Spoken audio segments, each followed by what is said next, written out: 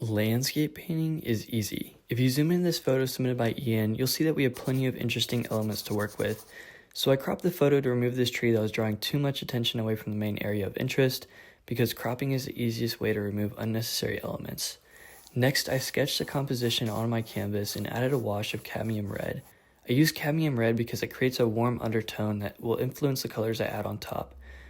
It'll make the painting feel more unified and vibrant, but if you don't have cadmium red, burnt sienna is common, or you can use any color, and each color will have a different effect.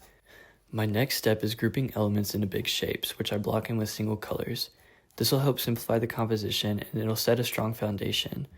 I usually choose a darker value for this step because it allows me to layer lighter tones on top in the next stage. After that, there's only one step left, and that's detailing. Detailing is the longest stage, and it's where I sometimes struggle deciding how detailed or impressionistic to make a painting. But the more I paint, the more I realize the answer is usually to paint more impressionistically. Here's why. Impressionistic strokes create a strong sense of movement and energy, and that's hard to achieve with hyper-realistic details. You can see me adding these little impressions with my brush. It's tedious, but it's worth the effects. The composition of this painting is beautiful.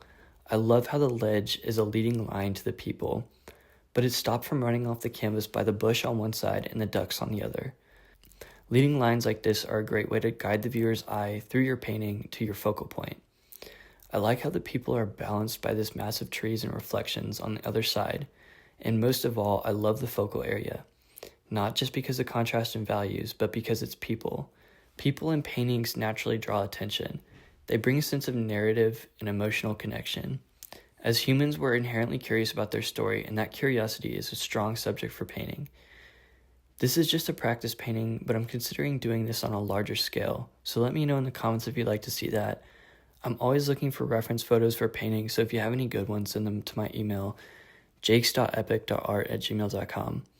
And if you want to learn more from me for free, check out my online community. In there, I have a massive collection of reference photos, I have tutorials, and I can do one-on-one calls with you.